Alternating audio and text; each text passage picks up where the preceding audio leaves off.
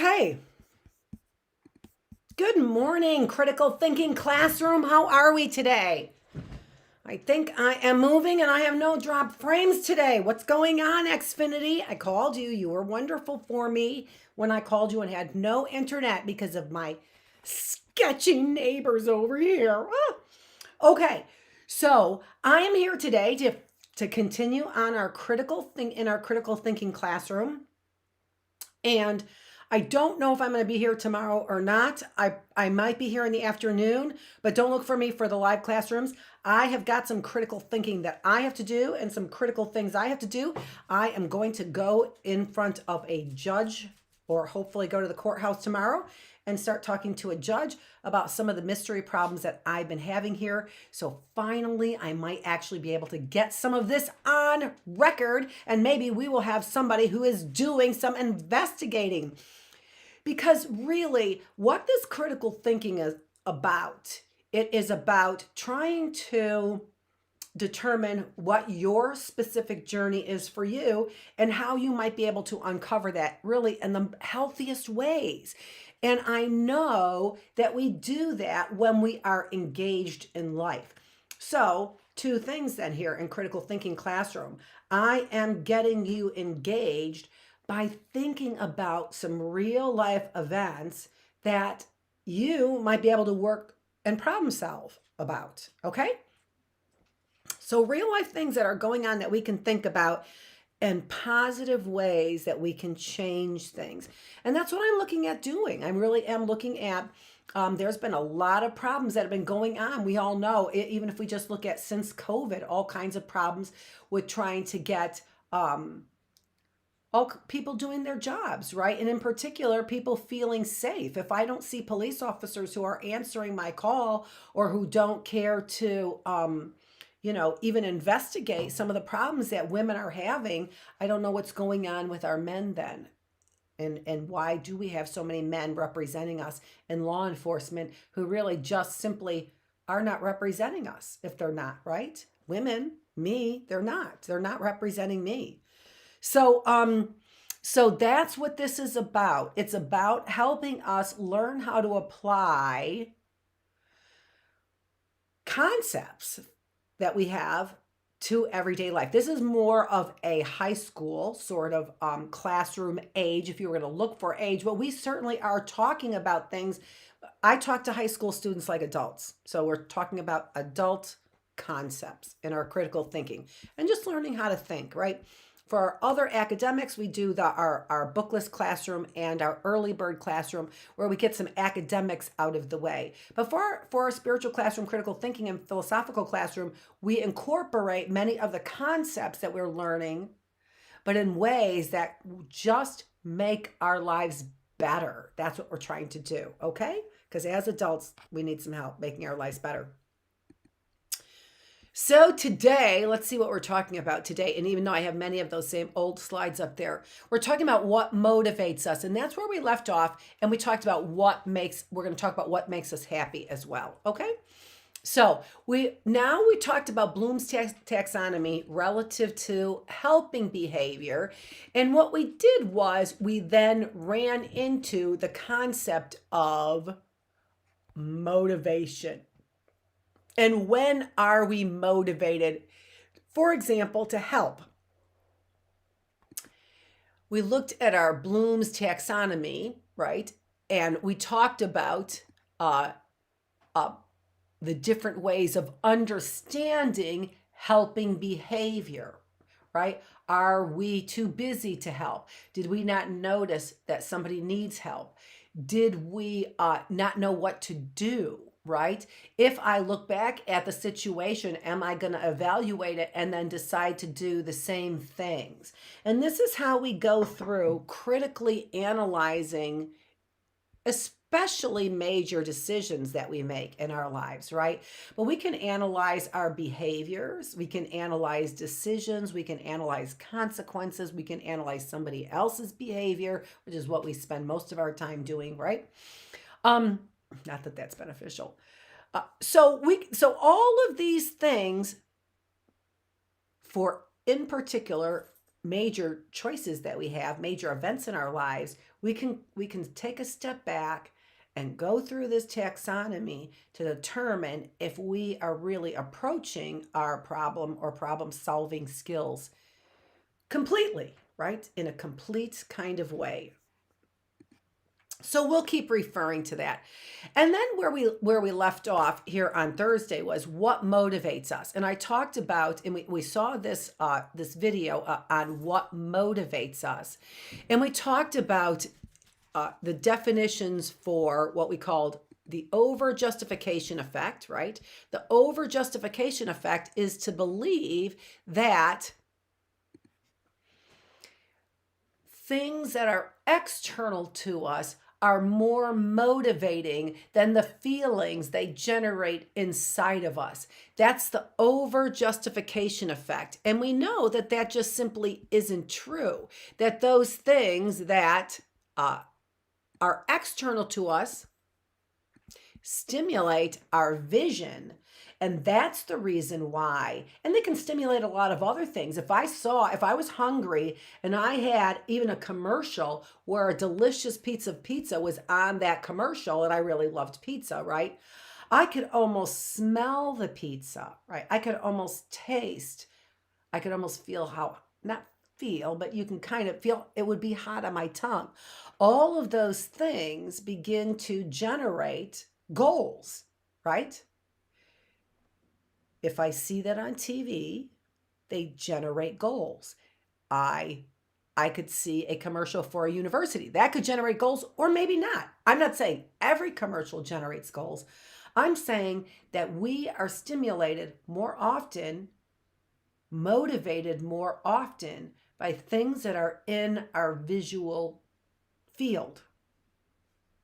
And that's why we believe that those things, like a new car, like a new phone, like a better look on my face, okay? Like a better hairstyle. All of those things are visual things that I can see readily all the time in my environment. And that's the reason why they are so much more motivating, or we think that they are. They stimulate our thinking, so we think, because we visually see it, our brain picks up the information, so it stimulates our thinking, so we think it stimulates our hearts, which is our intrinsic motivation. We think that when our thinking is stimulated because we think of something, it stimulates our hearts, but it does not. It does not stimulate our hearts. It does not motivate us intrinsically. And again, as we said, extrinsic motivations and intrinsic motivations are in direct competition with one another. So when we take a look at extrinsic motivations, this is the desire to engage in an activity because of the external rewards or pressures. We can even think about extrinsic motivation being the pressure that we get from our parents to do well.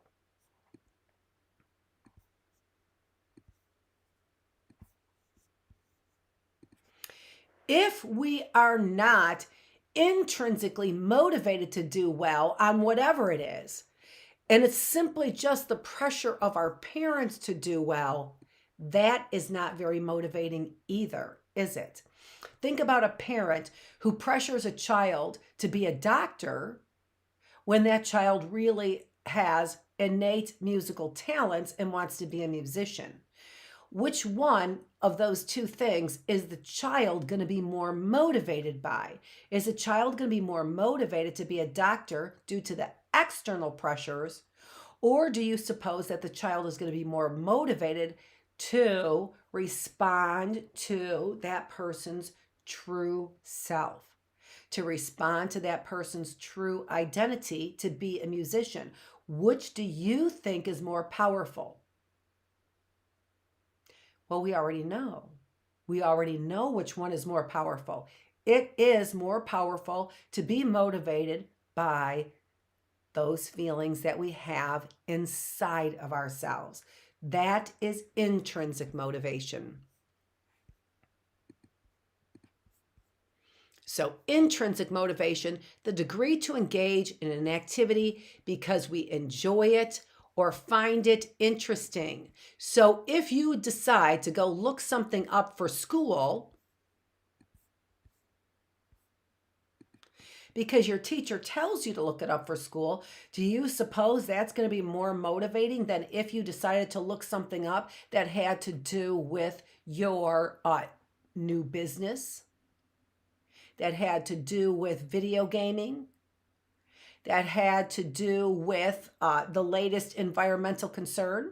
Which one do you think is going to be more motivating to you? This is a desire to engage in something that's interesting as opposed to engaging something because somebody is making you. Which one is more motivating? So we can clearly see that what is more motivating comes not from what we think, but from what we feel.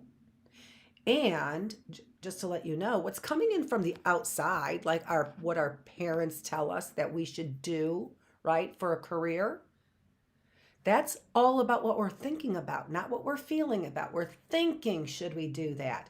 But if we were feeling that we should do that, there would be no question, right? There wouldn't be any question. Now, whether or not you follow through, that's something different. Don't you just love my flowers? I just got some new flowers yesterday. Oh my gosh, look at how beautiful they are. And happy spring, March 21st, happy spring to you. Okay, let's move on. So we are talking about what motivates us. And we didn't upload my video, which I want to do. I'm so surprised I didn't do that. So what I am going to do is I am going to share with you a video that I have done on this concept of mastering a task. So we started talking about this on Thursday, about the difference between entity versus incremental. And what I've done here is I have put up for you some surveys. And I have this, so you can see the surveys here. And we've already done one of the surveys, which was to see whether or not you were intrinsically motivated or extrinsically motivated.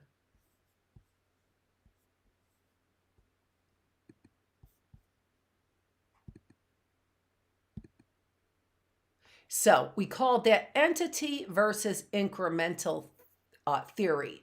To what extent do you feel that you can change? And that's what this is. It's a measure of your belief that you can change something. And when we have, I'm not going to do that, I was going to. So there is a survey, again, to see the degree to which you think something can change.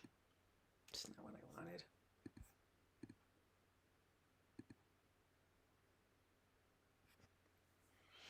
So we were talking about IQ. Do you feel that your intellect is changeable? And then to what extent?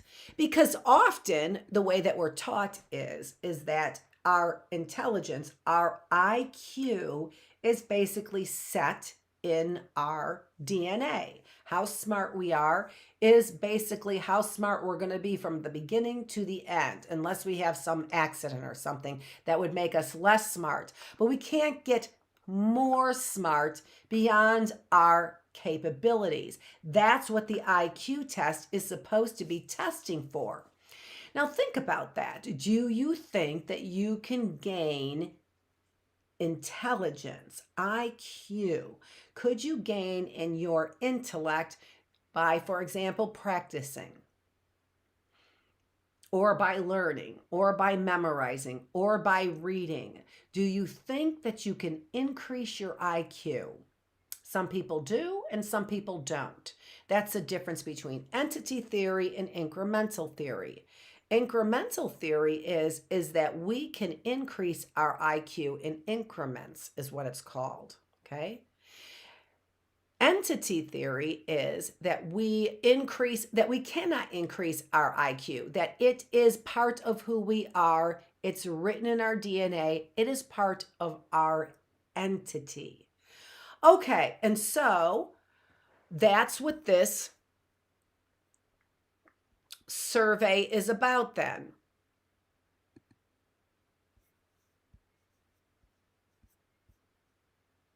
This entity survey, you can read the questions, and we've gone over this already, so you can see the questions, and then there to the right is how you score it. So you might want to print it out, fold over the scoring so you can't see it, answer those 10 questions or so, or 8 questions I think it is, and because I don't have the whole thing over here on my screen, and then score yourself, and you could see whether or not, and this is a pretty reliable measure, 8 questions, it's a pretty reliable measure. It will tell you whether or not you have a tendency to be more entity oriented or incremental oriented, and you might already have an idea based on what we already talked about, right? Which orientation that you have. Okay, I also have some other scales up here, which I will be putting in a PDF for you and making available for you. Well, you can email me for it. Like I said, if you want to email me, you can always email me at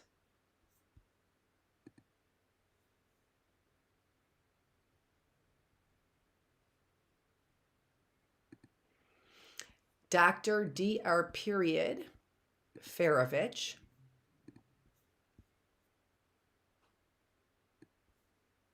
at healthymindbodyspirit.net.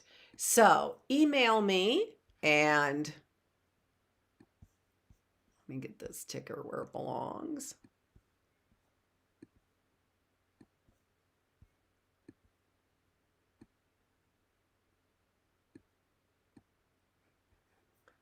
And move this up. There we go. Okay. All right. So you can always email me any of your questions, and I can also get to you any of the PDFs that you might want for those surveys. I will be showing them right up here right now, but you can also email me and I can get you copies of those surveys. So there's a few surveys that I thought would be interesting for you to take a look at. And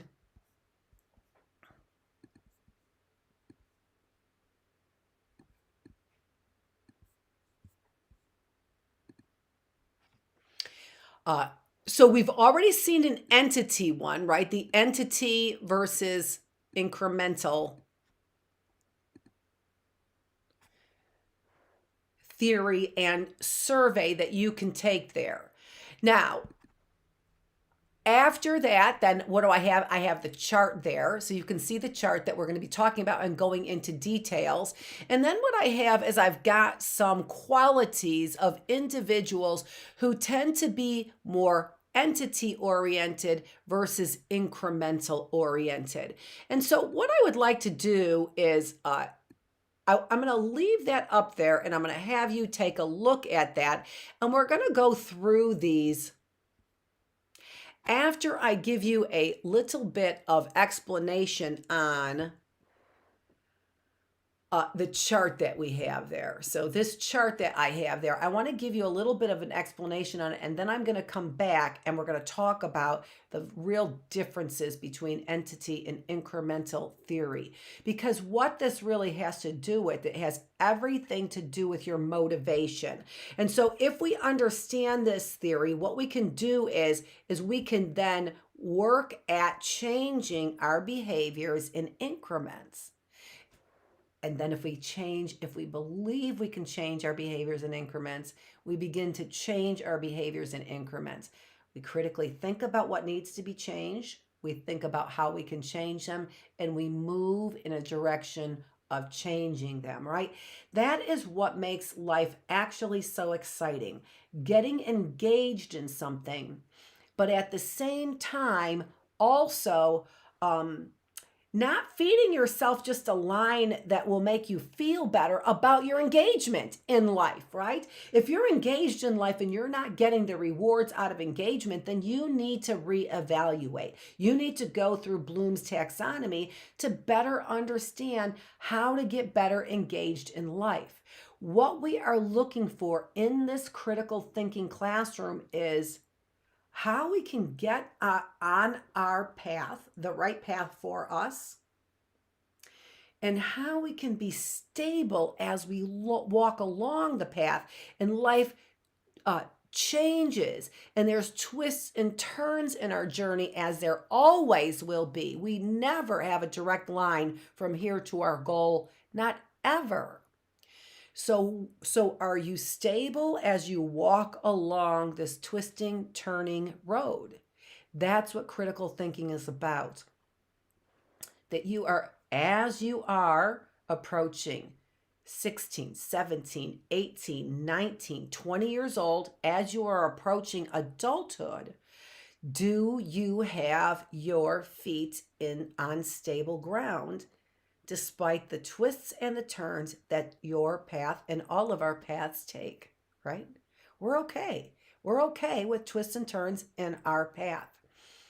You know what that does? It shouldn't drive you to go take ADHD medication. What it should drive you to understand is you are sharpening your thinking, and the pharmaceuticals are deadening your thinking, right? It's so interesting to me how they can just sit over there and distribute pharmaceutical medications so that mothers who have to tend to their children are now addicted to opioids because of your system of pharmaceuticals, instead of investing in a system where our spirits and our thinking and our feelings are stable on these twisting, turning roads. That's what I'm teaching you. Now, I had a video and I could sit here and talk to you, but I do believe that changing things up, I know that changing things up reorients your thinking so that if you start getting ADHD on one subject, right? Even though I hate that, distracted on one topic, we switch topics. So hopefully this will generate something new in your thinking. But of course, we don't go from one topic to the next. I'm just going to give you a little bit different way to present this topic. So I did a 10-minute video on this. It's part of my self-esteem series, which I think is wonderful. Check out that series. It really does teach you what is important about our self-esteem, and then therefore, how do we master it? And that's what this final video in the series is called, Mastering Self-Esteem. If we master something, if I master psychology, the thing that does, not the only thing, many things, but the thing that really does is it feeds my confidence about the topic. Why? Because I mastered it. If I master plumbing, I'm confident about the topic. If I master good health, I'm confident about the topic. So that is what we're trying to do in the long run. We don't want to be a jack of all trades, although that's not bad either, right? We might want to master something. That's what we're talking about. So I have this video. It changes the scene up. It's part of my self-esteem series that you can find on YouTube and on my website, healthymindbodyspirit.net. You can find that on my website, and the whole series is there right in order under my videos, okay? So this is the last video in the series,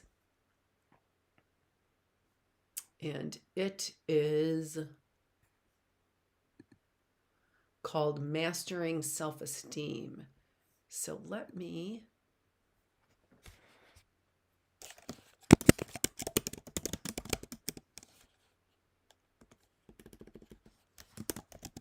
put this up.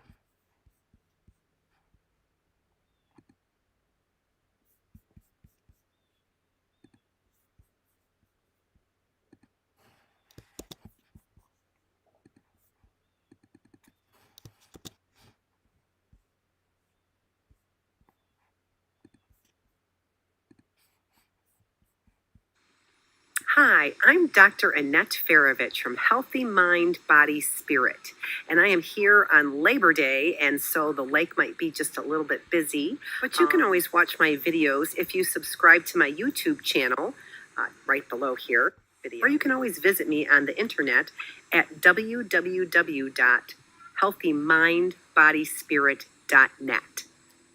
So today I am bringing you the fifth in our series on self-esteem. And this fifth video is on entity versus mastery. We're going to take a look at these two different phenomenon and then take a look at which one might be better to help us improve our self-esteem. So now we're starting to narrow in on particular behaviors that might help us increase our self-esteem. Now, before I go into an explanation of the differences between entity and mastery, what I would like you to do is I would like you to take this survey that I have here for you. And this survey will tell you whether or not you tend to be more entity motivated or oriented. Or in this case, for this survey, they're calling it incremental. We're going to call it mastery, though, because that gives us a better idea of exactly what they really mean when they are taking a look at this assessment. So go ahead, I have this assessment there for you, and take a few minutes to take the assessment. So what I would like you to first do is make sure that you're focusing on answering the 8 questions that they have there for you, with 1 being strongly agree, 2 agree, 3 mostly agree, 4 mostly disagree, 5 disagree, and 6 strongly disagree. So why is it that we want to talk about this topic of entity versus mastery? Well, if you remember in our last video, what we talked about were different ways to increase self-esteem. And if you recall, these different ways weren't always positive ways. So sometimes we increase our self-esteem by derogating others or putting them down. And we see lots of research that supports that when we put other people down, we actually do boost our levels of self-esteem. But this doesn't always end up in desirable consequences. If we are ostracizing people, then likely that's not going to benefit us in the long run. So if we want to increase our levels of self-esteem in positive ways, what we want to do is we want to master certain tasks. We want to be the master of whatever it is that we choose to set out as our goal. Now, what I would like to do is I would like to show you the differences between entity and mastery. So by now, I hope that you took the quiz to find out whether or not you have a tendency to be more entity-oriented or mastery-oriented, and now we'll find out a little bit more about what that actually means. When an individual is entity-oriented, what that suggests is that they have a view of themselves as being fixed, or whatever their talents are, or whatever their gifts are, or whatever their strengths are, whatever their weaknesses are. They have a tendency to see those as being fixed, a fixed orientation.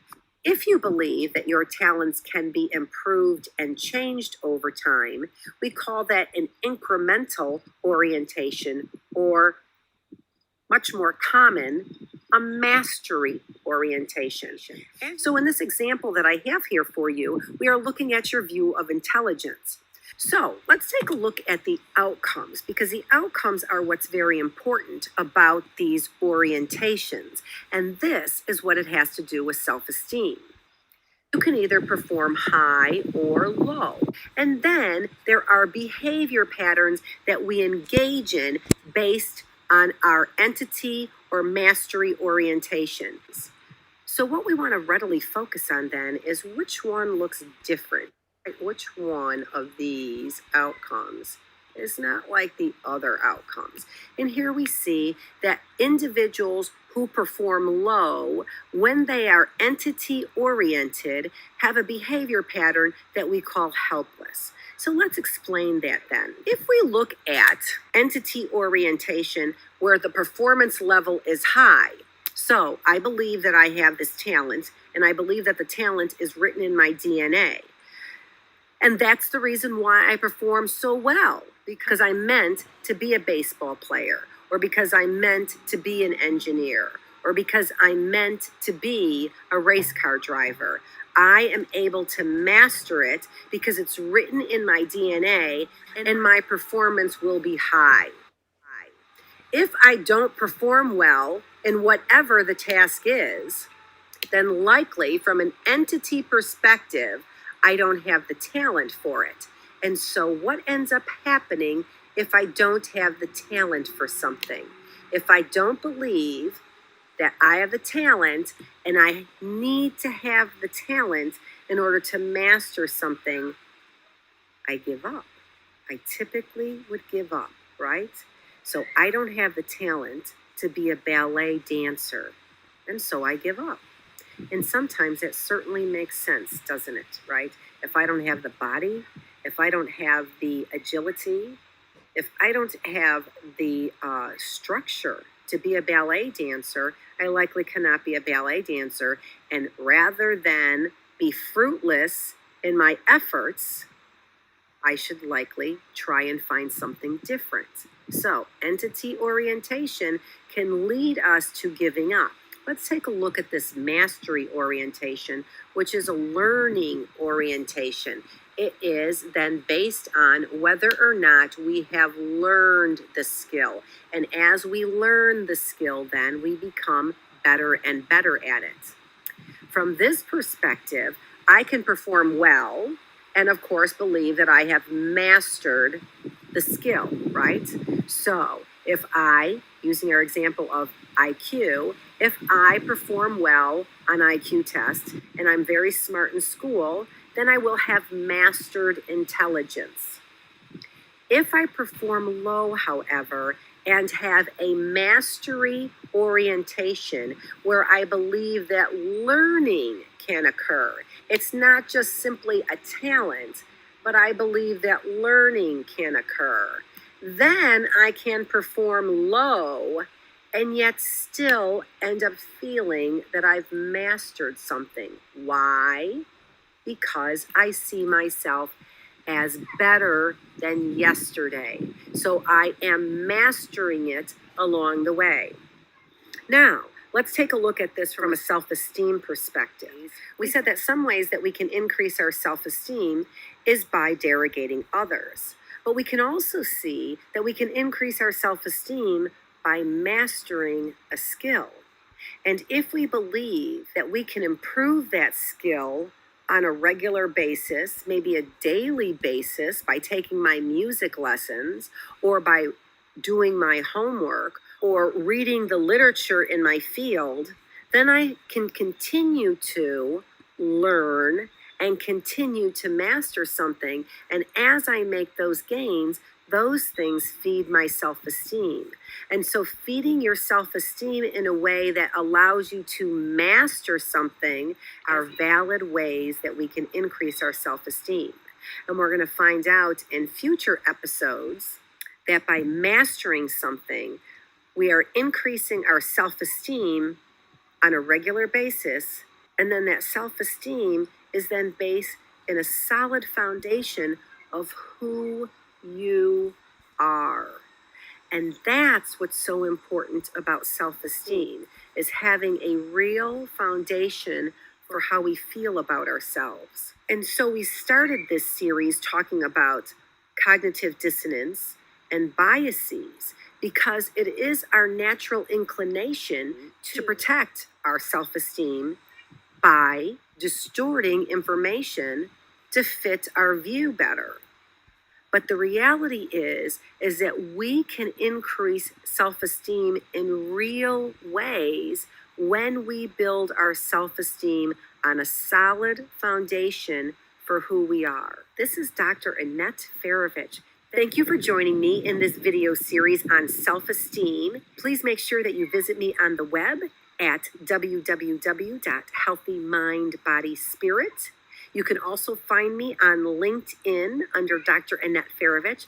And please remember to subscribe to my YouTube videos so that you will always be updated when I have a new video in the series available.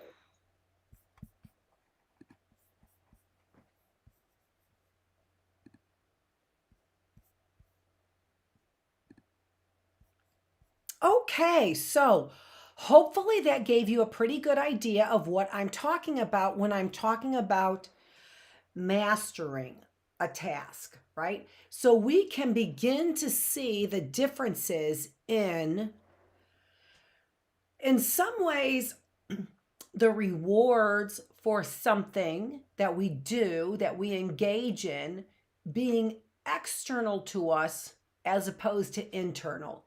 Whenever we master something, what we are really looking at is we are looking at the feeling that we get, which is things like pride and confidence, right? And and tenacity and diligence. And another concept that we call flow. We'll talk more about what flow is, but it's being in the zone. That is a motivating feeling when you are doing something and you feel that you are in the zone. That's a motivating factor. Now, when you're in the zone on a project, let's say, whatever it is, it can be something that it can be a basketball game, right? And when you are in the zone in this basketball game, are you performing perfectly? No. Because if you were, you wouldn't have to be in the zone, right? If it was 100% of the time you were throwing the basketball and hitting the basket, you wouldn't have to be in the zone. Being in the zone is the state we're in as we are mastering something. Okay? So, in a way, what we're working for is that feeling of being in the zone, no matter what we're doing. No matter what we're doing, don't we want to feel like we're in the zone? And isn't that more motivating than anything else?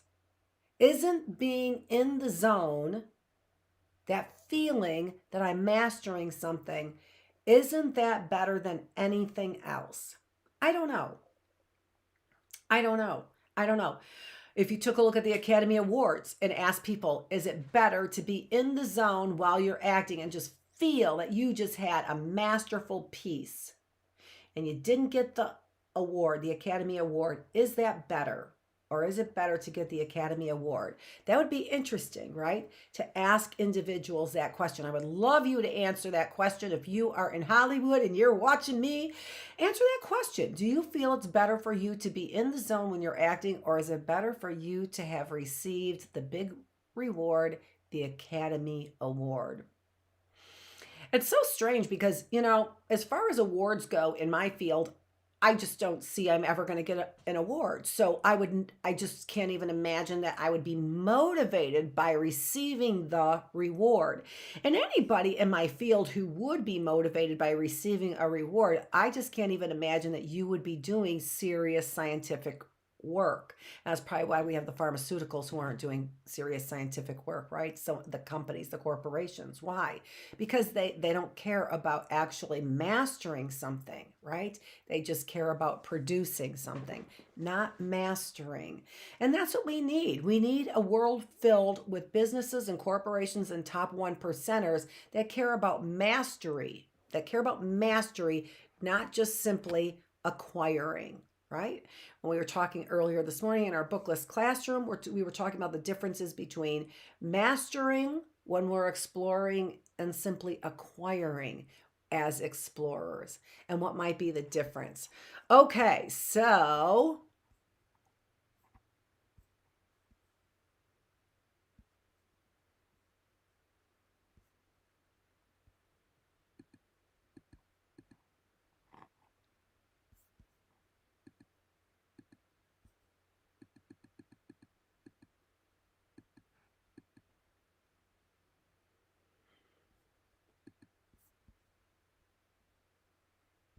how do I not have those other slides here?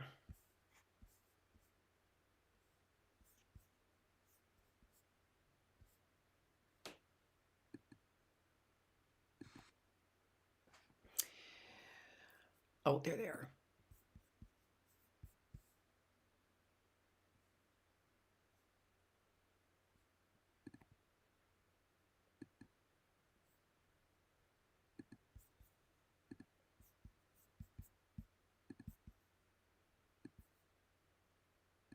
Okay, so when we're looking at this, then what we see is three opportunities here to master a behavior, and only one opportunity to end up in helpless behavior.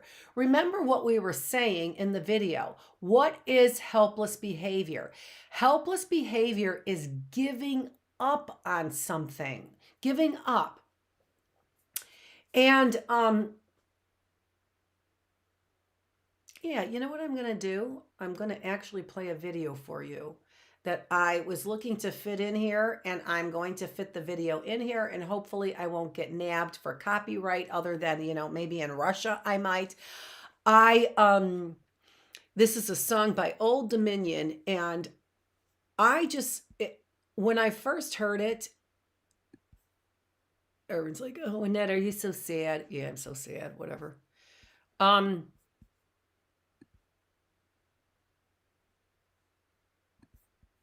It did make me sad. It made me sad because I think of, just like the Caitlin Smith song that's called "I Can't," and but this one is a positive version of it, right? Can you change who you are? When we're in this critical thinking class, it's a high school level class, but really we're looking for, again, making our path and journey a little bit easier, right? And so, do you believe that you can master something? There's only one road there that leads to helplessness. Yet, time and time again, we see, and in this climate, we see people who are more willing to give up than they are to master something. This is what we call, when we're talking about things that are systemic in our society, it's meaning that there is a system in place that leads people like sheeples, right, in a direction. And that's what I see. That's the reason why I'm online, because that's what I see happening here. Despite that we have only 1 out of 4 behavior patterns that leads to helplessness, we seem to have a system in place that happens 3 out of 4 times, right? What's an example of a system in place that wouldn't allow somebody to master something? Pharmaceuticals as your answer. Drugs that are legal drugs as your answer. It's the same answer as that we've always said regarding illegal drugs. It's no answer.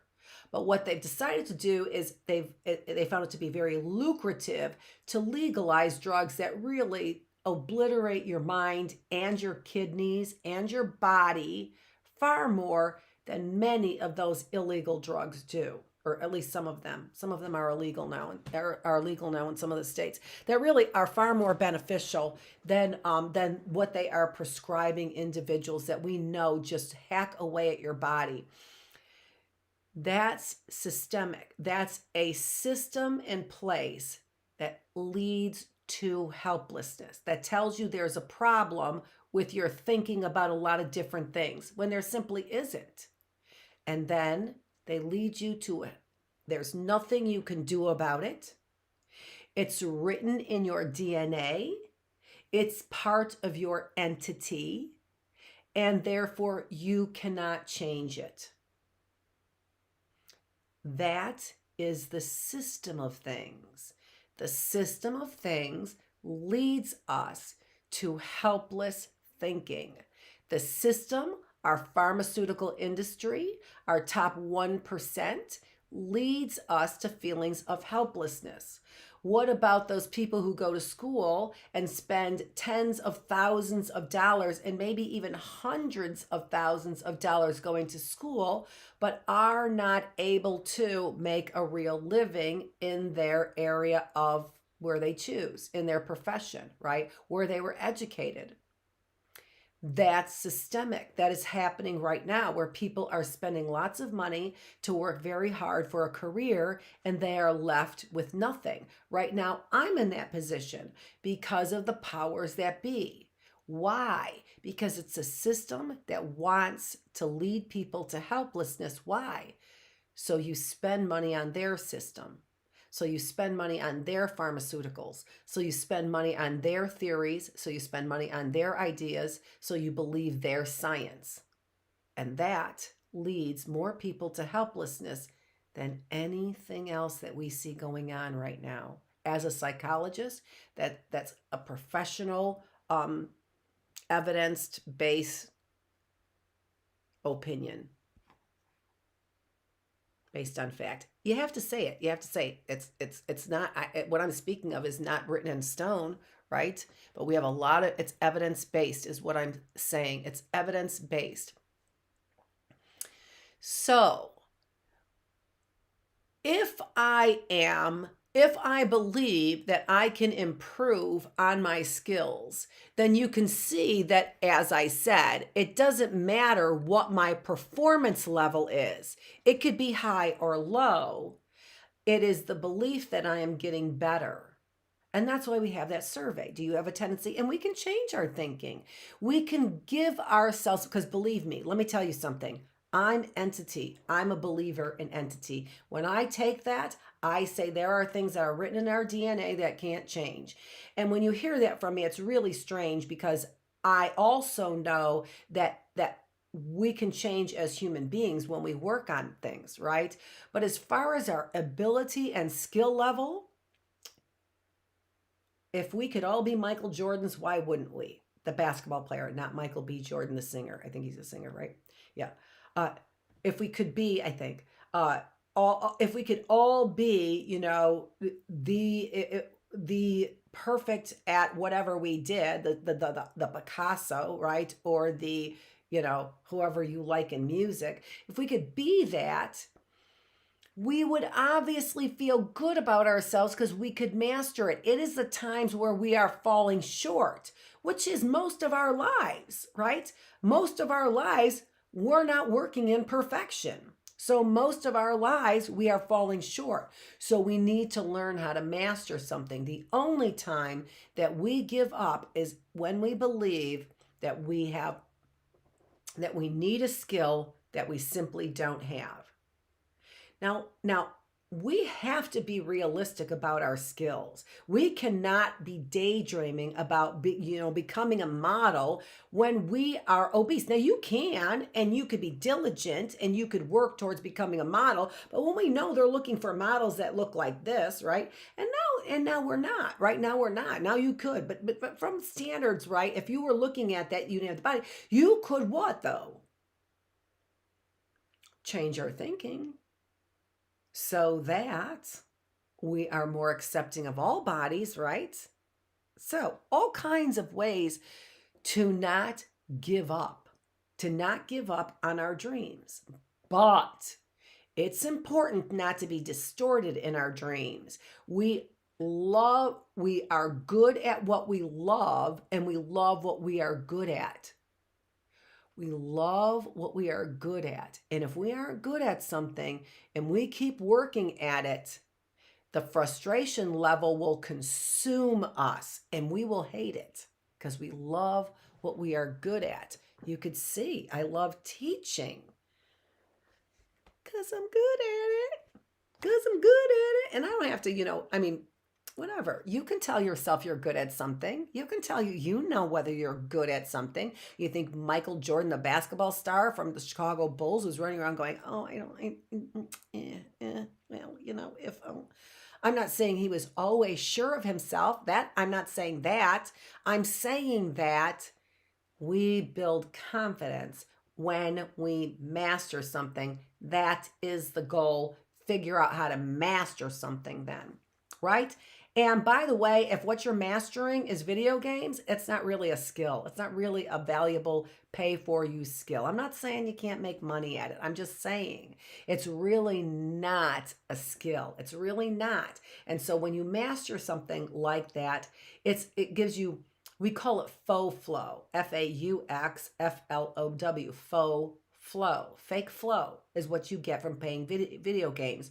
It feels like you might be mastering something, but you simply aren't ending up with the skill that is a resource that's valuable. So you aren't. You're not getting the benefits of it. Okay, all right. I want to play that song for you is what I want to do. So, and this song, as I am looking it up,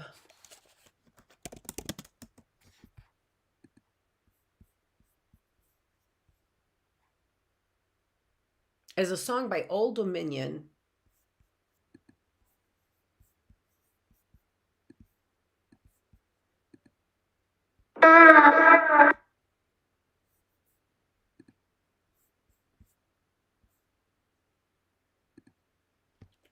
That song, I just love that song, and it could still like bring tears to my eyes even when I'm hearing it right now, even though I've heard it so many times. Change is so hard. In fact, what we know about the human being and human nature is we would rather change our mind about something than change our own behavior. For example, they've done studies. There aren't a lot of people who smoke cigarettes like there used to be, but when they were doing studies on cigarettes, when there used to be, a real uh, promotional campaign to get people to smoke from the tobacco companies who gave, for example, people in the military free cartons of cigarettes that got them addicted, and knowing that there is this addictive substance in there. But they did a lot of studies on smoking and how we rationalized smoking cigarettes, because every piece of evidence is now showing that it's bad for us, right? It causes cancer and all kinds of things, right? Yellow teeth, oh, right, very bad for us, and coughing and all kinds of things. But we had this entire campaign and for smoking, and we knew all about it, right? So we know all about it. So why then would people still smoke, right? Well, we know that it's addictive, right? So there's the big reason why people would still smoke. But how did they live with themselves?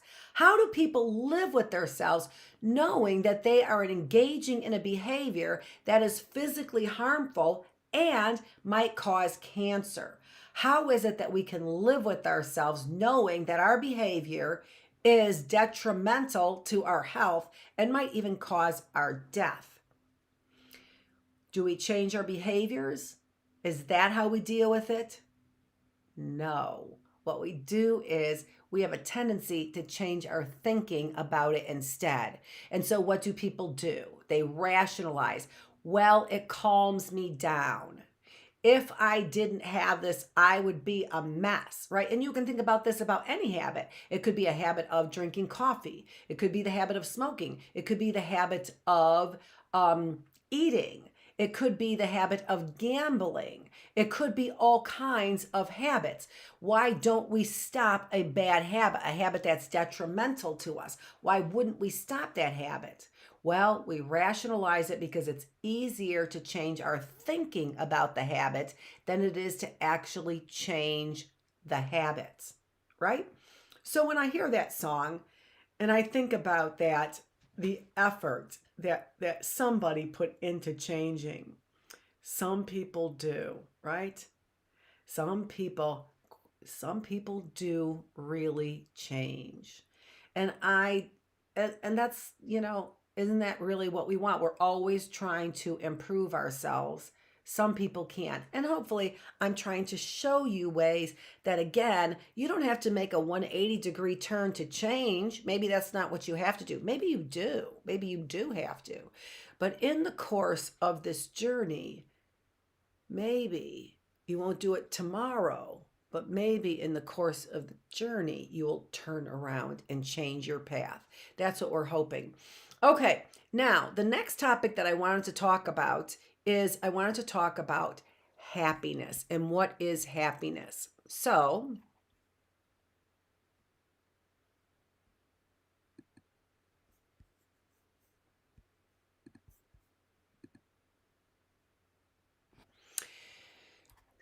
the question is, what makes us happy? And now I have this quote here from Robert Kennedy. The gross national product does not allow for the health of our children, their education, or the joy of their play.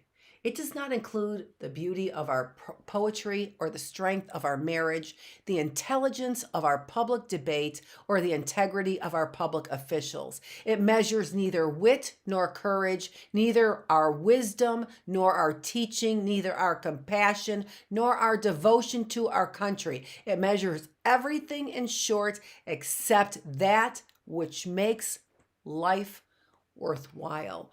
Robert F. Kennedy said that in 1968. Now, here is a perfect example of what we're talking about when we're talking about internal versus external rewards, or internal versus external motivations. What is the external motivation? The gross national product. What is the external motivation? Money. The external motivation is money. But what they're telling us is that it does not motivate us like what we have learned, our education. It does not motivate us like the joy, internal motivation, the joy of our play. It does not motivate us like the beauty, internal motivation, internal reward, beauty of our poetry, or the strength, internal reward to feel strong, or the strength of our marriages. Just think about that statement, right? When we work hard for our marriages, what is the reward? We feel strong. We feel strong, like we can accomplish something worthwhile. The intelligence of our public debate. When I feel smart, that is an internal reward. Feeling smart. I feel smart. And how about that? That's pretty hard to beat, isn't it? I feel smart. I know a lot of people who react in angry ways because they feel stupid, because they feel dumb. And then they lash out at other people because they feel dumb. Would that be a way to get yourself to feel smart? By lashing it out at smart people. We have to use our resources in very smart ways. We only have so many resources. And when we are feeling anxious and fearful and angry and like we want revenge or to lash out, none of that is based on gaining these internal rewards that Kennedy is talking about, right? None of that is going to get us what we want. When we are focused on things that are outside of ourselves, and right now the majority of our focus is on not things but other people. We are trying to get all of our rewards from other people now. So we've got a Generation Z that's saying, I can throw away and dismiss all the material things that my generation was working towards. But you know what you can't throw away? You can't throw away what other people think about you. That's what this Generation Z keeps working towards. That's the external motivation that's motivating our Gen Z. What's the external motivation? It may not be cars. It may not be money, because they realize what those things have done to our planet, right? So it may not be things. But what you want and what you bank on is getting others to like you, and not investing in the internal motivations that get us to like ourselves. They get us to like ourselves. Wouldn't I like myself if I felt strong? Wouldn't I like myself if I felt smarter? Wouldn't I like myself if I What else is there? If I had joy, if I was joyful in my play and didn't feel guilty that I was at play, didn't feel guilty that I had to get something done, wouldn't that really motivate me internally to enjoy my play? If I felt real beauty, wouldn't that motivate me to read poetry? Or the integrity of our public officials? If I felt integrity because what I did was honest, what would I be motivated to do then? Would I be motivated to rip somebody down? Of course not, because I'm motivated by integrity, and that wouldn't demonstrate integrity. When I'm motivated by these internal rewards, I am feeding my mind, my body, and my spirit, and my soul. I'm feeding who I am. I'm feeding me exactly what I need. Think about that. Do I need the approval of somebody else who doesn't even care about me? Or do I need the approval of saying I'm okay whether or not that person notices me? Which one do we need? And which one are you spending your resources on? Right? These are pointing to our internal motivations, which we're saying are far more important. Feeling integrity, feeling joy, feeling beautiful, feeling strength, feeling intelligent, feeling witty or courageous or wise or like a teacher, feeling compassion. So much so that we become devoted. Think about that. Think about feeling devoted towards something, right? Don't feel all the negativity right now at this moment of being devoted, like, oh my gosh, I have another God. No, to your God. Think about being devoted to your husband, your wife. Think about being devoted to your marriage. Think about being devoted to your children and your education and making your house a home. Thinking about how devotion makes you feel. Not that somebody is making you honor them or kneel to them. You are freely devoting yourself to something. How does that make you feel when you freely devote yourself? So see, what we're doing is we're talking about what naturally motivates us. What naturally motivates us?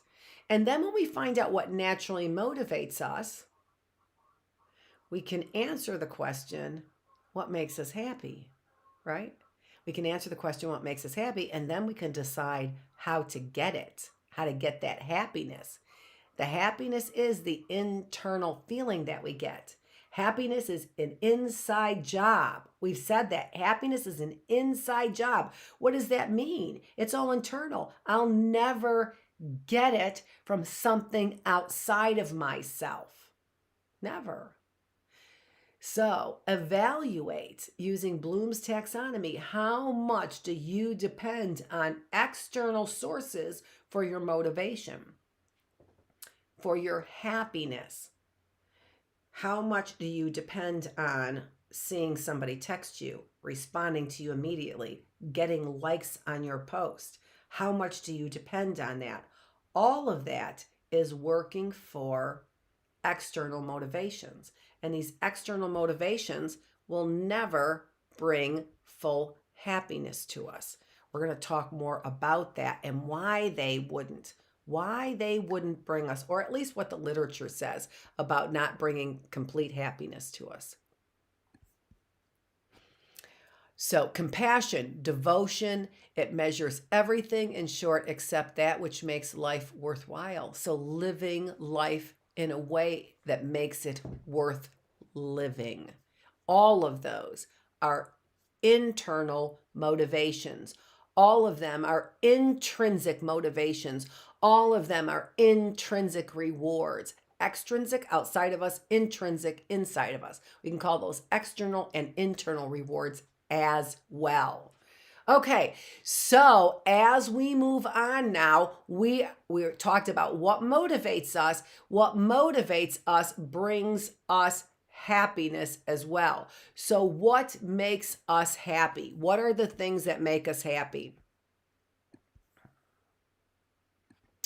So there are a lot of theories out there about what makes us happy, but what most of the theories suggest is that happiness boils down to meeting our needs. And what kind of needs then do we have? Well, we've just heard we have some external needs, certainly safety needs, certainly physical needs that we have, but we've also heard that we have these needs that are greater than those physical needs that we have. So what makes us happy? And what I'm going to do is I'm going to put up here the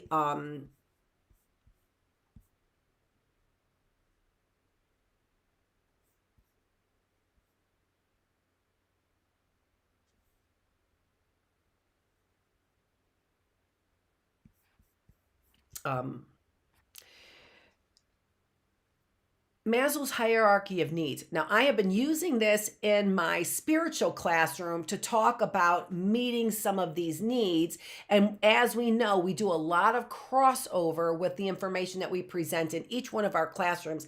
It's not necessarily intentional, but then when I start talking about it, I realize let's bring up what we were talking about in the other class. And this really reinforces what we learn when we hear it in a way that is that is got surrounded by this kind of situation, but then we talk about it over here and there's a new situation. We are learning those important concepts in new and different ways. So let me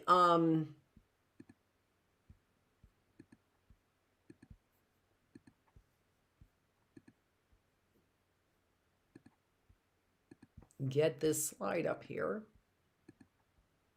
and there it is.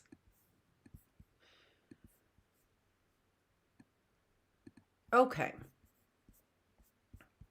So this is and many of you have probably seen this or heard about it, but it's such important work that was done by oh my gosh, all of a sudden Abraham Maslow.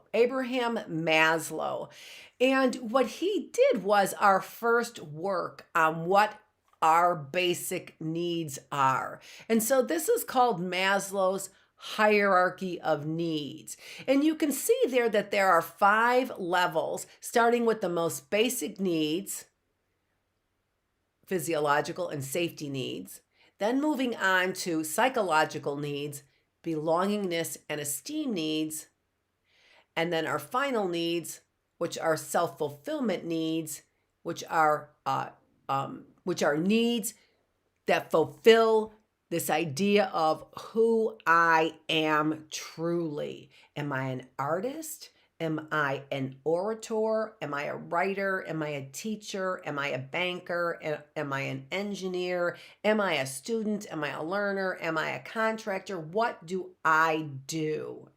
And when I fulfill that for me, I'm at the top layer. And at that top layer, what I'm going to be discussing is if you are self-actualized, that is really being fully evolved. Fully self-actualized is being fully evolved. If you have reached an experience of being fully evolved, people cannot take you back down to the old levels that you were. And we're going to talk about an effort for people to do that. There's an effort for people to do that so that you are simply worried about your basic needs. And if I'm worried about my basic needs, I can't worry about all those other things that fulfill me and get me less depressed, make me feel happier, more motivated, and getting the most out of life. That's the top area. I will be no longer looking for fulfillment in physical needs if I've reached the top. Well, we're going to talk more about that. That's all that I have for you today.